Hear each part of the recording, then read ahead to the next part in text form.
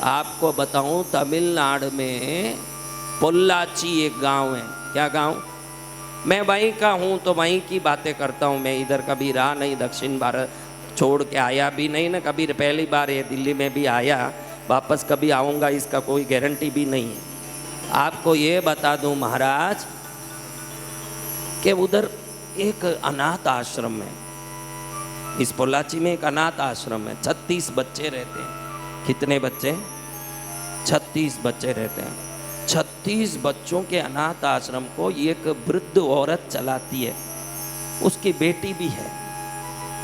बेटी शादी नहीं करूंगी, शादी नहीं करूंगी, बहुत जिद्दी करती थी। ये जितने अनाथ बच्चे हैं ना, ये मात्र अनाथ ही नहीं है, दिमाग से भी अविकसित हैं। शरीर भी उनके फिजिकली चैलेंज्ड और मेंटली चैलेंज्ड है। दिमाग से भी अविकसित है, शरीर से भी अविकसित है। इन बच्चों को ये माँ संभाल रही है। त्याग भावना से चलाते हैं वो लोग। वो एक ऑर्फनेज है, अनाथ आश्रम, इसको चलाते हैं। अब बेटी को बहुत शादी की जिद्दी की, वो बोली नहीं करेंगे, नहीं करेंगे। 7-8 वर्ष बहुत जिद्दी करने के बाद माँ ने कहा कि मेरे मरने के बाद तेरे कौन सहयोगी रहेंगे, तुझे शादी करना पड़ेगा। खुद पर सौगंध लिया और शादी करा दी बेटी की, जबरन शादी करा दी।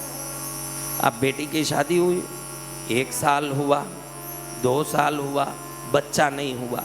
आपके घर में आप लोगों को अपनी बेटी का कोई संतान नहीं हो, तुरंत आप उसके पीछे पड़ जाते हो कि नहीं? आप ही बोलो। ये माँ पीछे पड़ गई कि बच्चे क्यों नहीं हो रहे, तेरे में कोई कमी हो तो डॉक्टर को दिखा। जमाई जी में कोई कमी हो तो डॉक्टर को दिखाओ, बिना बच्चे काम नहीं आएगा, डॉक्टर को दिखाओ। बेटी टालती गई, टालती गई, टालती गई।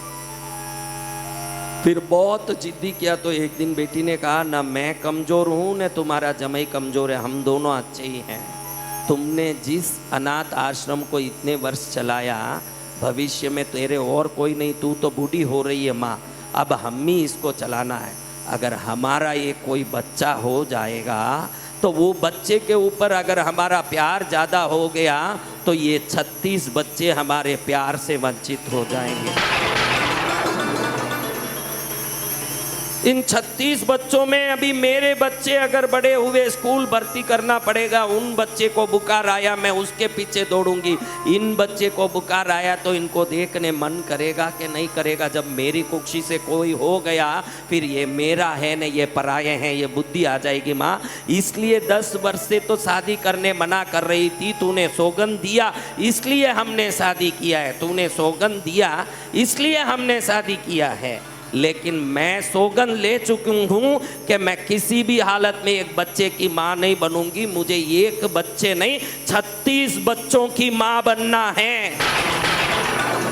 ध्यान रखना, ऐसे लोग संसार में बहुत है, सब कपटीखोर नहीं है। इस संसार में ऐसे बहुत अच्छे लोग हैं जो ये धरती की व्यवस्था में अपना कोई योगदान देते हैं, इस प्रकृति की व्यवस्था में अपनी कोई योगदान देते हैं। सभी ऐसे उपाय सुनने न मुद्रा करने नहीं पहुंच जाते हैं, कुछ अपना भी देने के लिए इस संसार में देखने वाले बहुत बैठे हैं जो अपने लिए जीवन जीते नहीं है, दूसरे का भी सोचते हैं। अमेरिका में एक भारतीय बच्ची की शादी हुई, उसको भी यही सवाल, सच्ची घटना बता रहा हूँ, उसको भी यही सवाल पूछा कि 5 साल हुआ बच्चे नहीं हुए, टेस्टिंग करा लो। तो अपने पिता को वो बोली कि टेस्टिंग की कोई ज़रूरत नहीं, हम दोनों सुखी हैं, लेकिन पृथ्वी में पर्यावरण खराब हो रहा है, गर्मी बहुत बढ़ रही है, ग्लोबल वार्मिंग बढ़ रहा है। एक बच्चे को जिनके उसको पाल पोसूं उतने खर्चे में अगर मैं 10,000 वृक्षों को पाल सकती हूँ तो मैंने नियम ले लिया कि मेरे कोई बच्चे नहीं होंगे, 10,000 पेड़ लगाऊंगी इस धरती में और उसका पालन पोषण करूंगी। जय गुरुदेव। आपके दिमाग कहाँ तक चलते हैं ये पूछने के लिए ये बात बता रहा हूँ कि मेरा बच्चा बाप जी, मेरा बच्चा महाराज जी, मेरे काम होने महाराज जी, मेरा घर चलना है महाराज जी। कभी आप में कोई 25 वर्ष में कथा में आके अपनी पड़ोसी की बात मेरे से किए हो? कभी गांव की बात किए हो? कभी देश की बात किए हो? कभी समाज की बात? शर्म रखो कि जिंदगी भर अपनी बात कर करके इस जीव को कितना बिगाड़ोगे। एक बार इतना सोच लो कि जब भी परायों के लिए हम सोचते हैं, ईश्वर हमारे लिए सोचने के लिए मजबूर हो जाता है। जय जय गुरुदेव। जब ईश्वर हमारे लिए सोचने के लिए मजबूर होता है, जब हम दुनिया के लिए सोचना शुरू करते हैं। कब तक मेरा मेरा मेरा मेरा करते रहोगे, तब तक मेरा मेरा करते हो, दरिद्रता के दरवाजे खोलते हो। जब दुनिया के लिए सोचते हो, कृपा का दरवाजा खुलने लगता है। जब खुलता है कृपा का दरवाजा, कौन सा दरवाजा? हाँ, ये 25 साल बीत गए महाराज, इस चोले को 25 साल हो गए। ये कौन सा वर्ष? 23 चल रहा है, 98 में गया चोला। अब देखो 25 वर्ष बीत गए। एक आदमी आके, महाराज जी पड़ोसी बहुत दुखी है, महाराज जी मेरे पड़ोसी के लिए एक आशीर्वाद दो। 25 साल में करोड़ों को मिल गया होगा, एक आदमी आके ऐसे पूछ लिया होता तो समझता कि कोई तो माई का लाल आया, कोई तो आया। हाँ, मेरा मेरा मेरा मेरा मेरा मेरा करते तो आपकी जो शक्ति विकसित होनी चाहिए वो कुंठित होती है। जब भी स्वार्थ बढ़ता है, आपका आभा मंडल नष्ट होता है। जब भी आप में दया बढ़ती है, आपके शुभ आभा मंडल विकसित होता है। ये ध्यान रखना। आपके वाइब्रेशन को स्ट्रेंथिव और एनर्जी बनाना चाहते हो, आपकी फ्रीक्वेंसी को सर्वोत्तम बनाना चाहते हो, आपके सामर्थ्य और ऊर्जा को दुनिया में पहुंचाना चाहते हो, तो सबसे पहले आपको दानवान और दयावान बनना पड़ेगा। वो तरीका है, वो तरीका है। आप सर्वोत्तम बनोगे उससे। जिस दिन दानवान बनोगे, आपकी ऑरा फील्ड बदल जाएगी बॉडी की, और जब ऑरा फील्ड बदलेगी, हर चीज आपके पास दौड़ी आएगी खुद चल के। मेरा घर, मेरा परिवार, मेरे नौकर, मेरी व्यवस्था, मेरा काम, मेरा मेरा मेरा। हाँ, करते हैं? नहीं करते? हाँ, कोई मना नहीं कर रहा हूँ, आप गलत मत समझना कि आप मेरा मेरा मत करो, ऐसे बोल रहा हूँ। ऐसा नहीं है। आप जैसे लाखों लोग इस दुनिया में जो दुखी हो रहे हैं, सुबह उठ के एक बार उनके लिए प्रार्थना भी कर लोगे ना, क्या कर लोगे? पूरी दुनिया सुखी हो जाए प्रभु, एक शब्द भी मुंह से निकल जाए तो आप दयावान हो गए। बहुत ज़्यादा करने की जरूरत नहीं है। एक क्रिश्चियन लोगों को देखो आप, क्रिश्चियन लोगों का चर्च में कभी गए हो? क्रिश्चियन चर्च अच्छा हुआ नहीं गए, क्या बुरा हुआ ये, इस पर मैं बात नहीं करूँगा, लेकिन कभी जाके देखना, वहाँ एक सिंबल लगा रहता है। क्या लगा रहता है? ऐसे हाथ जोड़ा, उसको प्रेइंग हैंड्स बोलते हैं। क्या बोलते हैं? दो हाथ है जोड़े हुए, बस ऊपर लिखा है प्रेइंग हैंड्स, यानी प्रार्थना वाले हाथ। क्या हाथ? प्रार्थना वाले हाथ। आपको इस प्रार्थना वाले हाथ के पीछे की कहानी पता नहीं होगी। आपको प्रार्थना वाले हाथ का ही पता नहीं तो कहानी का तो पता होना बहुत मुश्किल है। आपको उसका पता नहीं, लेकिन आज मैं पता बताता हूँ। वो जो हाथ देखोगे, एकदम सड़ा गला हाथ होता है। वो फोटो चर्चों में लगी होती है, आप जाके देखो, एकदम सड़ा गला हाथ, हाथ में सब फोड़े फुंसी हो गए, गल गया हाथ, एकदम ऐसे हो गया जैसे बिखर गया वो हाथ, दुखी हो गया वो हाथ। ऐसा हाथ जो एकदम संसार के परिश्रम करके थक गया। आपको पता है ये कौन सा हाथ है? दो भाई हुए विदेश में, एक का नाम था अल्बर्ट ड्यूरर, दूसरा का नाम था अल्बर्ट। दोनों भाई भाई थे। दोनों ऐसे परिवार में जन्मे जहां पिता की कमजोरी के कारण इनके मन मुताबिक जीवन नहीं मिला। आपको भी लगता है कई बार कि मेरे को तो बहुत बनना ही था, लेकिन मेरे बाप ने पढ़ने नहीं दिया। मेरे को तो बहुत बनना ही था, लेकिन मेरी माँ ने मुझे रसोई करने काम नहीं सीखने दिया। मेरे को तो बहुत करना ही था। आपको बताऊं कि समुद्र में लॉबस्टर नाम की एक मछली होती है। क्या नाम? गूगल में सर्च करना बाद में, बाहर जाके। लॉबस्टर कभी सुना नहीं होगा। लॉबस्टर क्या होता है? लॉबस्टर जब भी मछली जब जन्म लेके बड़ा होता है, इसके ऊपर अपने आप एक कैल्शियम के परत जमने लगता है, यानी अब ये मछली बढ़ नहीं सकती। अब ये मछली बढ़ नहीं सकती, उसके ऊपर एक परत आ जाता है कैल्शियम का, शेल क्या बोलते हैं, एक शेल आ जाता है। अब वो शेल ऐसा टाइट होता है चूने का, शंख की तरह। अब वो उससे बड़ा कैसे होगा? अरे ये मछली क्या आप जितनी विकसित प्राणी है, बुद्धि वाली है, लेकिन ये मछली जाके समुद्र में जो पत्थर होते ना उससे जाके खुद को खूब जोर जोर से टकराता, इतना जोर से जब तक वो परत टूट ना जाए, इतना जोर मारता है जा जाके कि वो परत टूट जाता है। अब परत टूटते ही ये बड़ा होने लगता है, लेकिन प्रकृति का नियम है कि वापस परत आ जाता है। तो ये परत आने और टूटने के बीच में जितना समय मिला उसमें संघर्ष करके उतना बढ़ता है। वापस परत आ गया तो गुपचुप नहीं रहता, वापस जाके खुद को ठोकता है। जो खुद के ठोका के भी बड़ा बनता है वही असली आदमी है और कोई नहीं है। मेरा भाई मुझे नुकसान कर रहा है, मेरे बहन मुझे तकलीफ दे दी, मेरे पति मुझे काम, आज इस औरतों में आधी औरतों का शिकायत है, मेरा पति अच्छा होता तो मैं कहीं पहुंच जाती। उस मछली को देखो, अपने परतों को तोड़ने के लिए पत्थरों से ठोकर खाने तक को भी उसको तकलीफ नहीं है। और आप पति और पत्नियों का नाम लेके अपने विकास की शिकायत करते हो। बढ़ना हो तो वे व्यक्ति पत्थर का मार खा के भी बढ़ेगा, ये गारंटी की बात है। और नहीं बढ़ना है तो उसका तो रहने दो, जैसा है वैसा, उसको तो रहना ही है। सत्य वचन सत्य हाँ। होगा। बढ़ना है उसकी बात है, वापस बढ़ता है, वापस परत आ जाता है, वापस पत्थर से मारता है खुद को। दर्द नहीं होता होगा? कोई पत्थर से खुद को मार ले, दर्द नहीं होता होगा? वो कहता है कि 1000 दर्द एक तरफ, मेरी विकास एक तरफ। जिसको विकास की चिंता आ जाए वो अपने मार से डरेगा नहीं, फिर वो विकसित होता रहेगा। मेरा पति ऐसा मिल गया, अभी और आदमियों को पूछो, बोलेंगे मेरी पत्नी सही मिलती तो मैं कहीं पहुंच जाता, मेरा बाप अच्छा मिलता तो मैं इंजीनियरिंग कॉलेज में पढ़ता। सब अच्छे ही मिल जाते तो फिर तू क्या चीज है रे बेटा? जब सब खराब मिले फिर भी तू कुछ बन के बताए, तब तू कोई चीज है इस संसार में। सब मिल ही गए फिर तू क्या बनेगा? तेरा बाप बनेगा फिर तू जब बनेगा, जब पूरी दुनिया तेरे विपरीत हो, उसके बाद अगर तू कुछ बन के दिखा दिया तो समझ ले कि माई का लाल तैयार हो गया, कोई जो बन के दिखा रहा है, कुछ बनने आया है।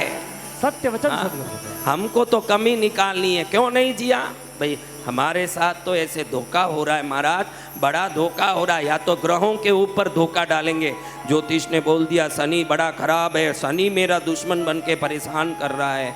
ज्योतिष ने बोल दिया कि अभी समय बहुत खराब है। अगर जूझ आ गई मन में तो शनि भी कुछ नहीं कर सकता, मैं बोलता हूँ आप। जय जय गुरुदेव।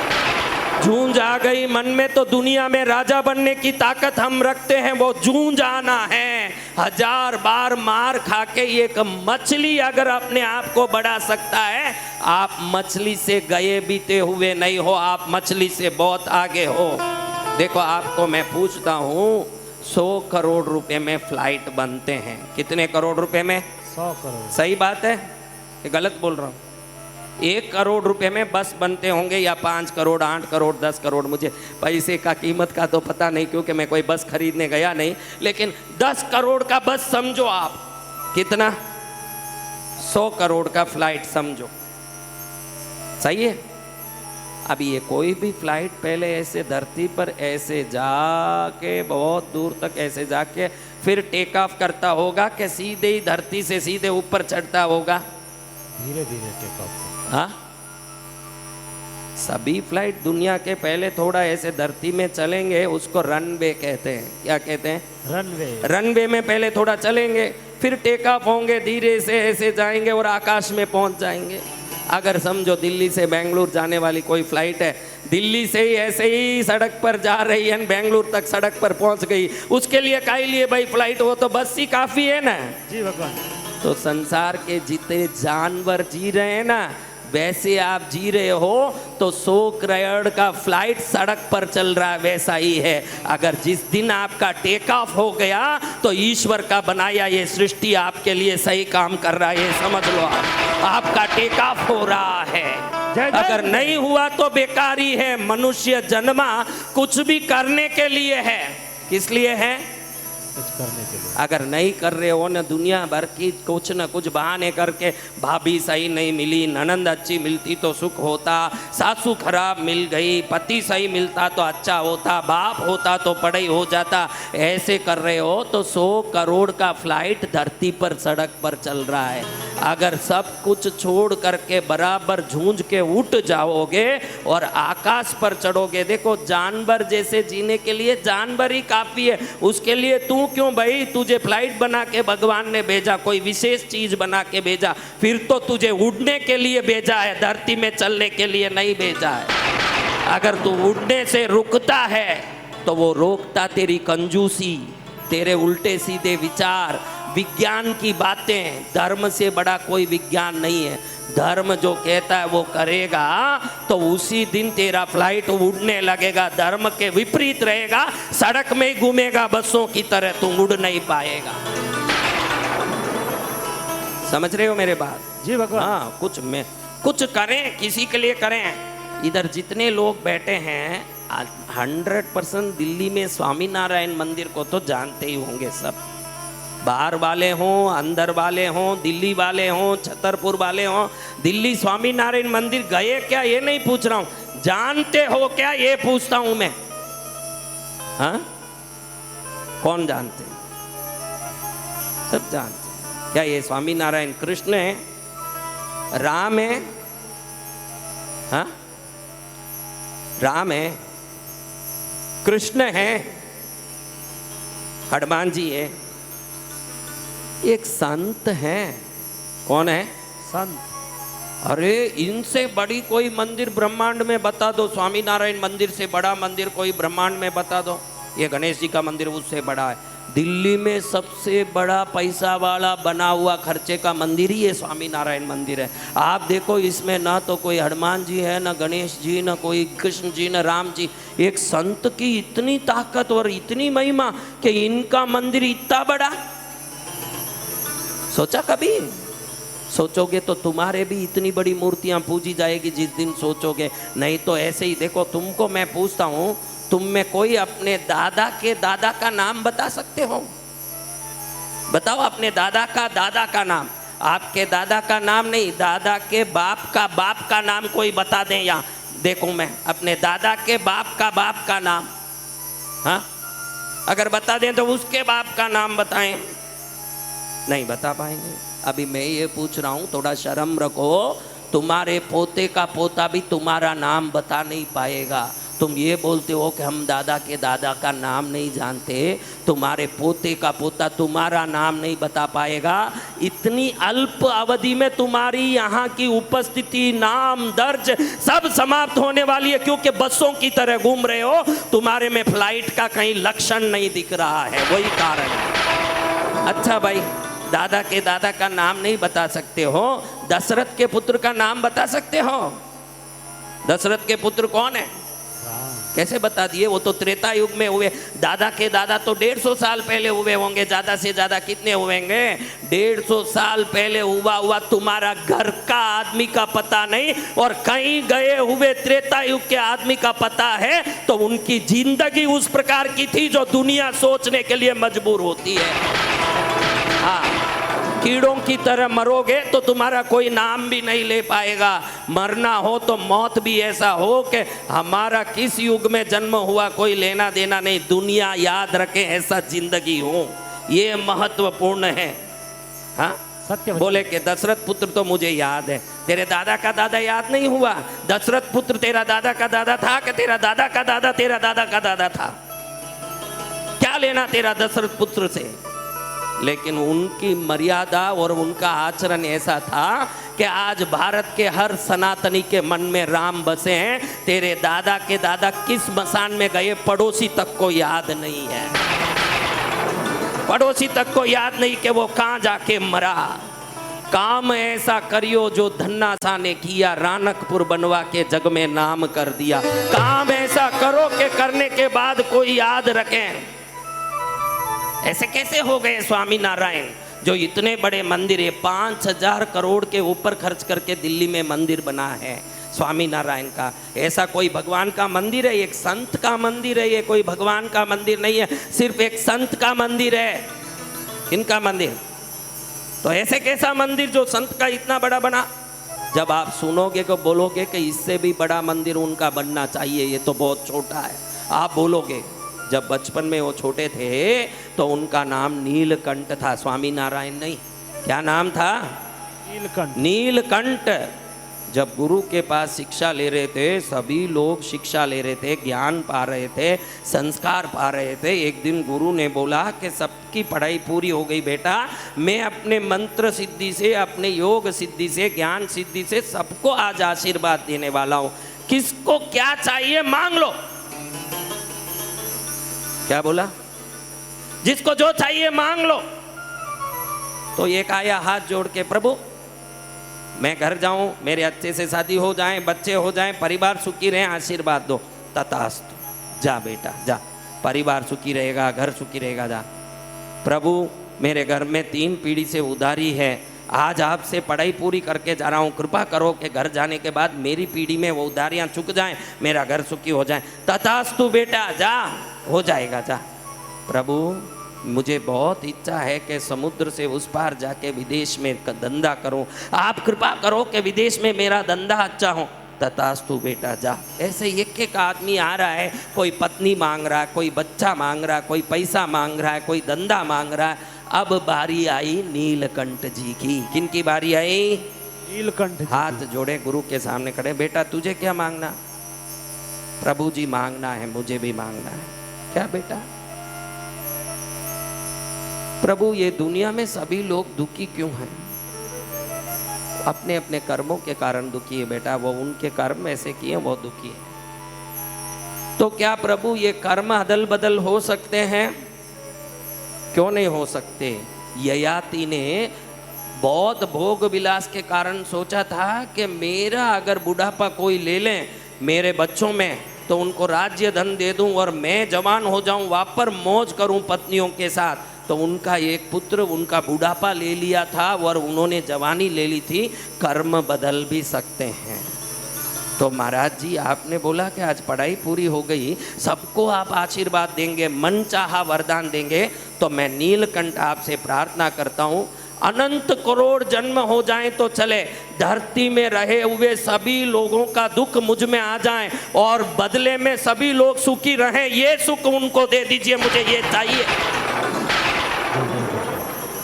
कोई पैदा हुआ होगा ऐसा, गुरु ने हाथ जोड़ के कहा मैंने तो ये दे दिया आशीर्वाद बेटा, लेकिन मैं तेरे गुरु होने लायक नहीं हूँ, क्योंकि ये सोच मेरे में ही नहीं आया तो मैं तेरा गुरु कैसे बन सकता हूँ।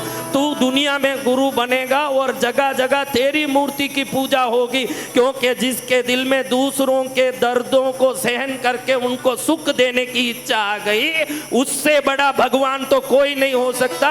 तू संत होके भगवान के रूप में पूजा जाएगा। जय गुरुदेव।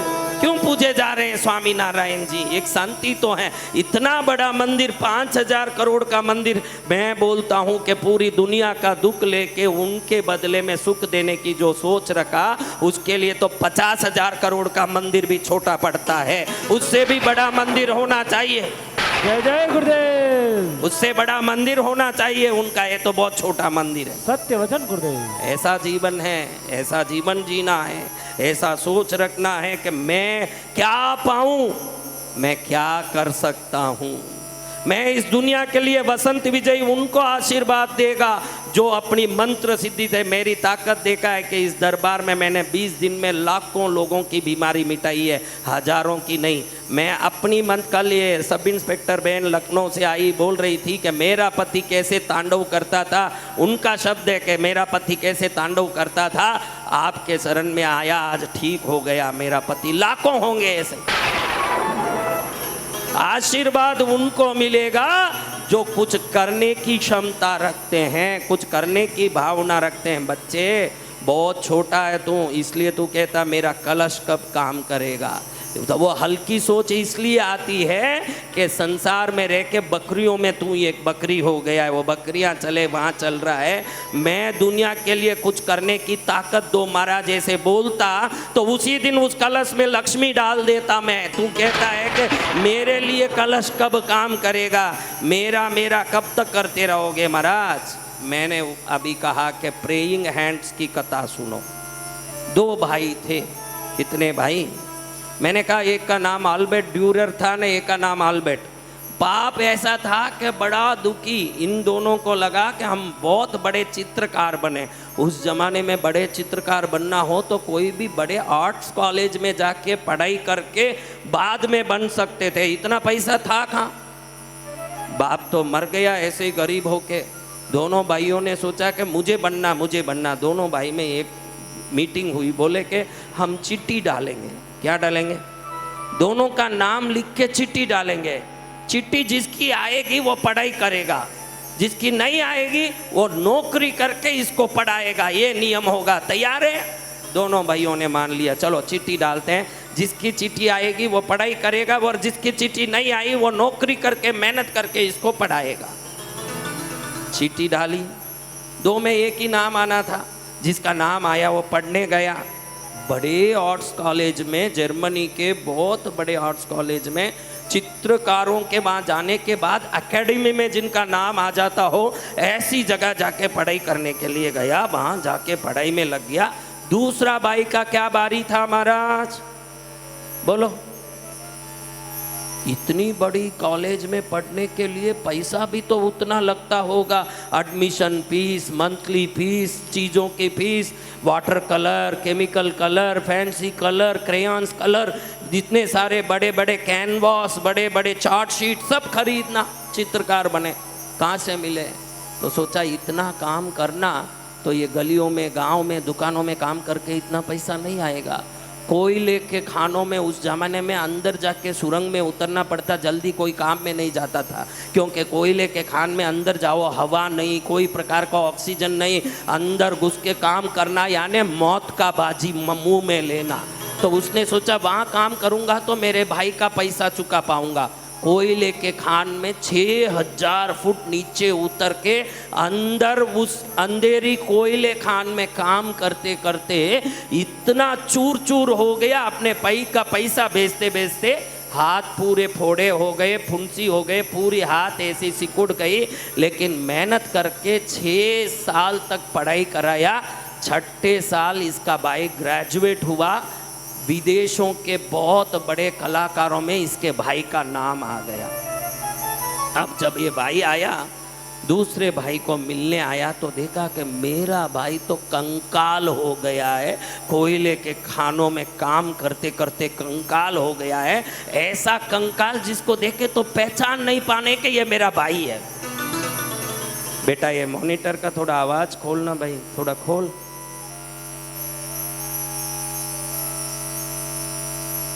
अब उस भाई को देख के हाथ जोड़ के बोलता, भैया आपका ये हालत? भाई तेरी जो पढ़ाई थी वो इतनी महंगी थी कि मैं होटल में या ऑफिस में काम करके इतना पैसा जुटा नहीं पाता। कोयले के खान में कोयला तोड़ते तोड़ते अंधेरे में जहाँ हवा भी नहीं हो, कुछ नहीं, अंदर पूरे फेफड़े में कोयला भर गया है। अब मैं ना जीने का कोई लायक रहा, ना मरने लायक रहा, शरीर पूरा सिकुड़ गया, मैं ऐसे हो गया। भाई कोई बात नहीं, तू अच्छा बन गया, बड़ा आदमी बन गया। नहीं भैया अब मेरी बारी है, अब तुम पढ़ने जाओ, मैं मेहनत करूँगा, अब मैं तुम्हारे लिए खूब मेहनत करूँगा। तुम्हारी भी तो इच्छा थी कि कलाकार बनना, मैं छोड़ूंगा नहीं, तुम्हारी इच्छा पूरी करूँगा। तुम कलाकार बनो भैया, मैं तुमको पढ़ाता हूँ। वो हाथ बता के दिखाता है, बेटा अब क्या कलाकार बनो? ये हथौड़ी पकड़े हुए हाथ अब भी अपनी शक्ति खत्म कर चुके हैं। अब हथौड़ी पकड़ना तो बहुत दूर की बात, पेंटिंग का ब्रश भी मैं नहीं पकड़ सकता हूँ। तुझे बनाने में मेरे दोनों हाथों ने अपनी जिंदगी पूरी कर ली है। अब ये हाथ नहीं रही, अब ये व्यवस्था नहीं रही कि मैं ब्रश पकड़ के कोई चित्र बना सकूं। तो अल्बर्ट ड्यूरर जो बन चुका था उसने बोला, भैया आपकी इच्छा थी ना आप अमर हो जाओ, आपकी इच्छा मैं पूरी करूंगा। आपके उन हाथों का चित्र बनाऊंगा और मेरी चित्रकारी का दुनिया में नाम है, तो ये 2 हाथ को पूरी दुनिया सलाम करेगी जो हाथ मेहनत करके दूसरों का आगे बढ़ाने के लिए मेहनत की। आल्बर्ट का वो जो हाथ बना है वही आज पूरे विश्व के चर्चों में प्रेइंग हैंड्स के नाम से वही हाथ हैं जो कोयले के खान में मेहनत करके अपने भाई को बढ़ाने के लिए मेहनत किए थे। वही हाथ आज पूरी दुनिया वंदन करती है, हाथ जोड़ती है। वो दोनों हाथ आल्बर्ट के हैं जिसमें फोड़े हैं, फुंसी हैं, हड्डियां गल चुकी है, हाथ ऐसे हो चुकी है। देश के लिए करो, समाज के लिए करो, गरीबों के लिए करो, अपने भाई के लिए करो, संसार में किसी के लिए करो, लेकिन करना शुरू करके देखो करने का मजा कितना है, तब समझ पड़ेगा। अपने लिए कुत्ता भी जीता है और जी के मत बोल देना कि मैं जी लिया, वो कुत्ते का जीवन है। अगर आप अपने लिए जी रहे हो वो कुत्ते का जीवन है। किसी एक के लिए जी के देखो, तब मालूम पड़ेगा कि मैं फ्लाइट हूँ न मैं उड़ने के लिए आया हूँ। मैं वो बस नहीं हूँ जो सड़क पर चलने के लिए आया हूँ, मैं वो वस्तु हूँ जो उड़ने के लिए आया हूँ, इस संसार में पहुँचने के लिए आया हूँ। जो ऐसे ही रह के समझे कि इधर महाराज के पास जाएं, कोई ना कोई मुद्रा सीख लें, बड़े पैसे वाले बन जाएंगे, बड़े धन वाले बन जाएंगे। महाराज किसी को स्वार्थी और लुच्चा बनाने के लिए कोई धर्म का संदेश नहीं दे रहे हैं। बचपन से मेरी इच्छा थी, मेरे पिताजी दुनिया के दूसरे इलेक्ट्रिक चौक फैक्ट्री के मालिक थे। एक ज़माने में ऐसे कंगाल थे जिनके हम जैसे बच्चों को पालने के लिए शक्कर के बोरे जो खाली आते हैं किसी से मांग के लाके उस पर सुलाते थे।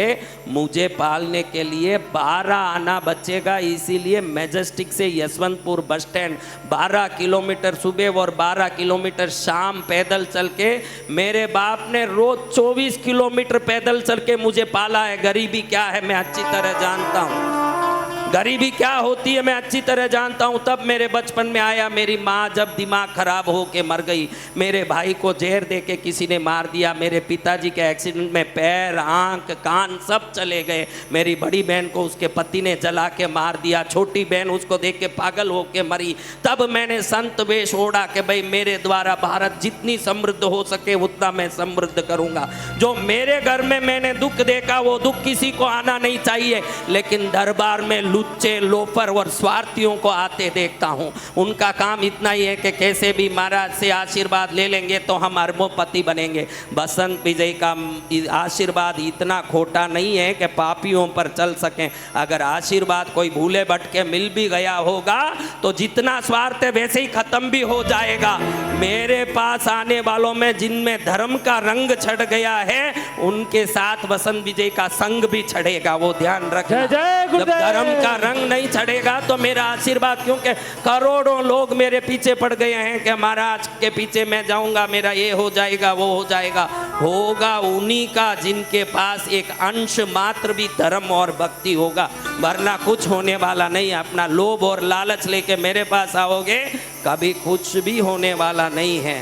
भगवान के बताए धर्म मार्ग आपके जीवन में भी आगे बढ़े, इसलिए हम धर्म की बात करते हैं। लेकिन चिंता ये रहती है, भाई देखो हमारे घर में ऐसे होता था, मेरे पिताजी 12 किलोमीटर पैदल चल के घर आते, फिर पैर इतने दुखते, रोटी खाए बगैर कितनी रात वो सो गए। मेरी माँ बोलती कि खाना खा लो, नहीं पैर बहुत दुख रहे हैं, मैं बैठ नहीं पाऊँगा, मैं सो जाऊँगा।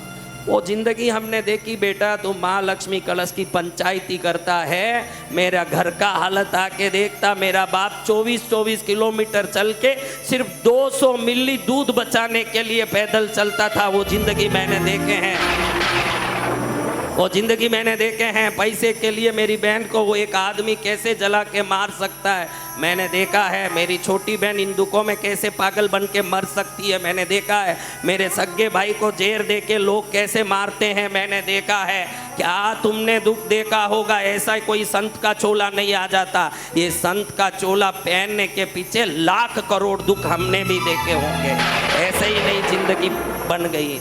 लेकिन मेरे मन में एक ही जिद्दी था कि अगर गरीबी की इतनी अपमान हो रही है तो कोई भी भारत में गरीब नहीं होना चाहिए। कई लोग मजाक उड़ाते हैं, महाराज लक्ष्मी की पूजा कराते हैं, लक्ष्मी कलश करते हैं, लक्ष्मी लक्ष्मी करते हैं। अरे नालायक, तुझे क्या मालूम है गरीबों का अपमान? पैसा हो तो पापी भी परमेश्वर बन जाता है, न पैसा नहीं हो तो परमात्मा को भी इज्जत नहीं मिलता है। ये संसार का नियम। इसलिए हमारे मन में आया कि संसार में हर आदमी सुखी हो, मैं कुछ न कुछ करूंगा। इसका अर्थ ये नहीं है कि मैं किसी में स्वार्थ या लालच डाल रहा हूँ। मेरी साधना शक्ति, मेरी सिद्धियाँ, एक क्षण में मैंने मीडिया को, आज तक टीवी हो, एबीपी हो, इंडिया टीवी हो, उस दिन भी चुनौती दिया, रोज भी चुनौती देता हूँ। माइका लाल का बाप आ जाए, 1 करोड़ लोगों को 1 मिनट में ठीक करके दिखाता हूँ। किसको चुनौती देना, मेरे सामने आए। इस संसार की कोई भी शक्ति मेरे सामने आ जाए, मेरे साधना की शक्ति के सामने कोई टिक के दिखा दे, मैं देख लेता हूँ। संसार में चलते फिरते देवताओं का दूत हूँ मैं, जो चाहे वो मैं कर सकता हूँ। जय जय गुरुदेव। हाँ,